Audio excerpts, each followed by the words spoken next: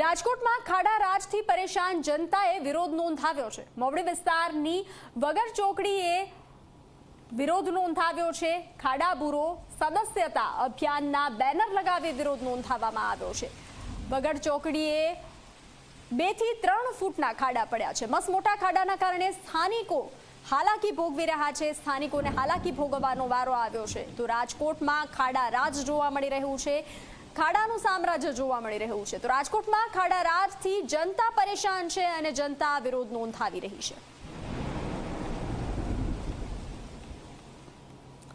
તો રાજકોટથી સંવાદદાતા ગૌરવ દવે જોડાઈ ચૂક્યા છે। જી ગૌરવ, રાજકોટમાં ખાડા રાજથી જનતા ત્રસ્ત છે અને હવે જનતાએ વિરોધ નોંધાવ્યો છે।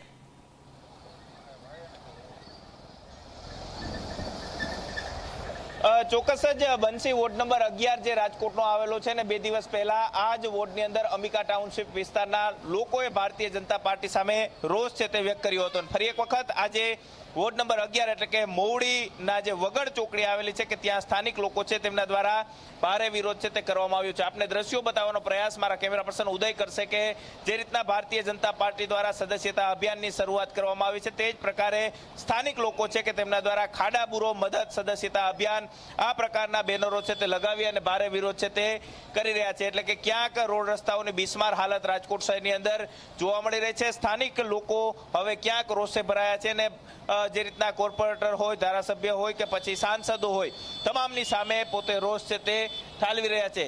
સાથે જ વાહન ચાલકો જ્યારે અહીંથી પસાર થતા હોય છે ત્યારે પાણી ભરાયેલું હોવાને કારણે તેમને ખાડાઓ દેખાતા નથી અને તેને કારણે તેમના વાહનોને પણ મોટા પ્રમાણમાં નુકસાની છે તે વેઠવાનો વારો આવતો હોય છે। હવે ક્યાંક લોકો ત્રાહિમામ છે તે પોકારી ચૂક્યા છે, પરંતુ હજુ પણ સતત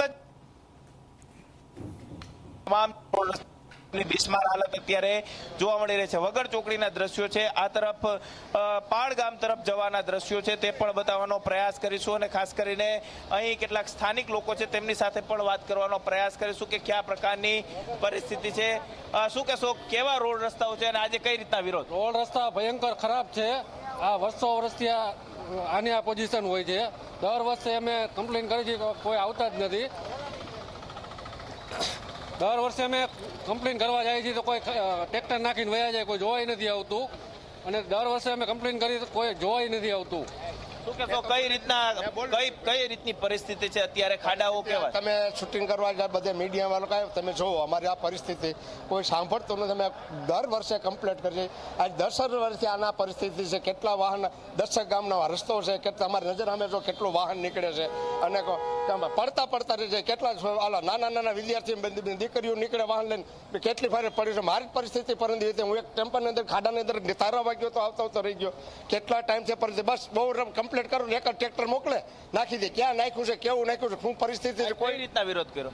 આજે અમે જે ભાજપ સદસ્ય અભિયાન ચાલુ કર્યું છે સભ્ય બનાવવાનું, ભારતીય જનતા પાર્ટીને એ સભ્ય બનાવવા કરતાં આ ખાડા બુરો અભિયાનની અત્યારે આખા ગુજરાતમાં એટલી જરૂરિયાત છે। એમાં આ ચોકની તો વાત જ જવા દો કે દર વર્ષે આ જ પ્રશ્ન ઊભો રહે છે। ચોમાસું વહી જાય પછી કોઈ જોતું નથી, 2 ટ્રેક્ટર નાખીને વયા જશે ને તમારી કમ્પ્લેન સોલ્વ થઈ ગઈ એવો રિપ્લાય આપી દે છે। કોઈ અધિકારી આવતું નથી, કોઈ પણ સામું જોવા જ માગતું નથી। વધુમાં વધુ મત આ વિસ્તાર આપેલા છે ભારતીય જનતા પાર્ટીને, તો પણ સામું જોવામાં નથી આવતું।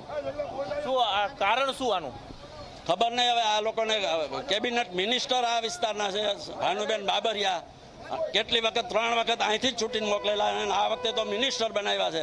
તો મિનિસ્ટર બન્યા પછી જો લોકોને ભૂલી જ જાય તો આવતી ચૂંટણીમાં લોકો વિચારશે કે શું કરવું। એ જો મિનિસ્ટર દરજ્જે પહોંચાડ્યા હોય અને તેમ છતાં કાંઈ ન કરે તો શું કરવાનું?